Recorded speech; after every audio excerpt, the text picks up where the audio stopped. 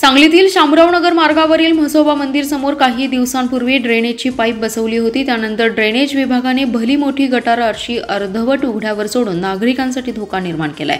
सदर गटारीभोवती कोणता दिशादर्शक फलक लावलेला नाही, गटारीवर झाकण सुद्धा बसवलं नाही। भविष्यात मोठी दुर्घटना होऊ शकते, त्यामुळे महापालिका प्रशासनाच्या ड्रेनेज विभागाने तातडीने या ठिकाणी उपाययोजना कराव्यात, अन्यथा आंदोलन करून स्वखर्चाने दुरुस्ती करून घेऊ असा इशारा नागरिक जागृती मंचचे मनोज भिसे यांनी दिलाय।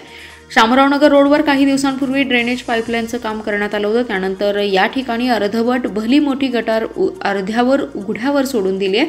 याबाबत बोलताना मनोज भिसे म्हणाले, उद्या जर मोठी घटना घडली तर याला जबाबदार महापालिकेचा ड्रेनेज विभाग असेल आणि ते अधिकारीच असतील। नागरिकांचा या धोकादायक गटारीमध्ये बळी गेल्यावर महापालिका ड्रेनेज विभाग जागा होणार का, असा सवालही त्यांनी केलाय। असं उघड्यावर गटारीवर झाकण न बसवण्याचं कारण काय? सदर मार्गावरती मोठ्या प्रमाणात नागरिकांची आणि वाहनांची ये-जा असते, तरी याची काळजी महापालिकेने का घेतली नाही? असं उघड्यावरती गटारीला झाकण का बसवलं नाही?